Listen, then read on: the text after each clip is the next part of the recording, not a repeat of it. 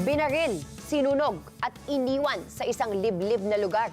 Ito ang sinapit ng dalawang magkaibigan na natagpuan sa loob ng nasusunog na sasakyan sa Peñaranda sa Nueva Ecija. Si Jim Tejano sa detalye ng balita.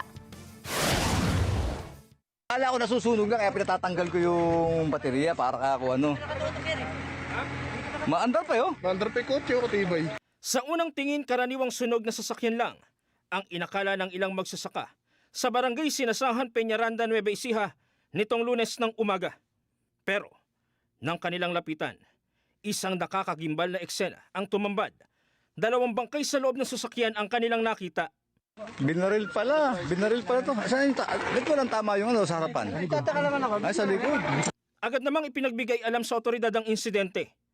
Sa isang malawak at liblib na lugar, malayo sa mga kabahayan, natagpuan ang sunog na sasakyan. Indikasyon na ayon sa pulisya, sadyang pinagplanuhan ng krimen. Tanging kulay at plate number lamang na sasakyan ang pagkakakilanlan dito. Ayon sa otoridad, matapos ang krimen agad na tumakas ang mga salarin sakay ng tricycle na pinaniniwala ang nagsilbing getaway vehicle. Sa autopsy report, tigi-isang tama ng bala sa batok ang tinamo ng mga biktima gamit umano ang kalibre 45 na baril. While on travel sila, sir, sila po ay nakitaan ng tama dito sa kanilang batok po, sir. One each. As result ng ating autopsy report, and then afterwards, sir, nung kinilid yung sasakyan, and then bumaba yung isa sa mga suspect natin. Binuhusan ng gasoline yung dalawang biktima, and then sinilaban gamit ang posporo. May iba po pong kasama aside so dalawang suspects, sir, na yung driver nga po ng tricycle, sir. So talagang planado yung ginawa nilang pagpatay sa dalawa, sir? Yes, sir, yes.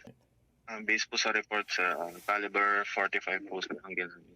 May hawak na ring CCTV footage ang pulisya na posibleng makatulong sa pagtukoy at pagdakip sa mga responsable sa krimen.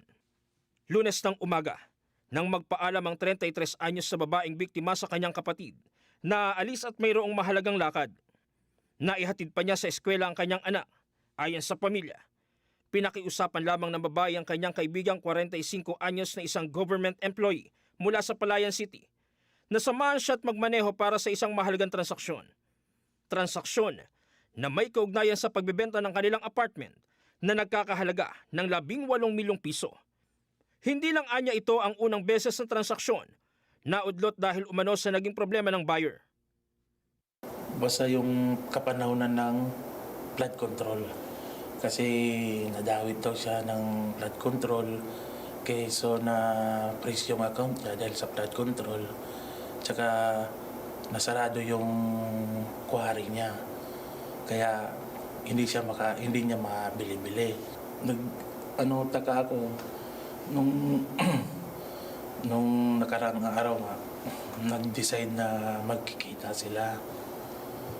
Hindi lang naman 2 beses, 3 beses silang nagkita. Bukang bibig niya na mag-ano kami doon, may pag-uusapan kami, parte dito.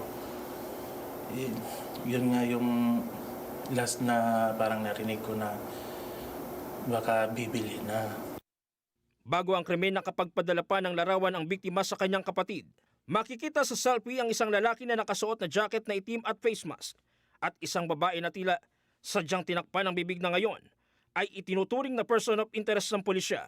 Ayon pa sa pamilya, nakwento rin ang kinakasama ng biktima na magtutungo ang negosyante sa isang farm sa Peñaranda, Nueva Ecija. Ang last nun yung chat nga na saglit lang at nag-uusap kami. Siguro at pupunta daw sila ng Santa Rosa. Nakapag-selfie pa sila. Sir, Yes, sir. do you have any idea o sila po ba yung tinutukoy na person of interest, yung dalawa sa likod ng kotse? Sila nga po, sir, at kasalukuyan po namin sinusundan po yung dalawang person of interest po. Giit ng kapatid ng biktima, nawawala ang gamit ng babae, lalo na ang kanyang cellphone. Posible anyang itinapon ito para itago ang karumal-dumal na krimen at ang tunay na motibo. Hustisya ngayon ang panawagan ng pamilya ng biktima. Masakit lalo na yung akala ko nga hindi siya pero nang binuksan talaga yung pinaglagyan sa kanya, ina-identify ko na kaagad ko pag ganito nangyari. Nakilala ko yung ano niya, tsaka yung muli, yung tattoo. Jim Tejano, para sa mata ng Agila, matatag, matapang, matapat.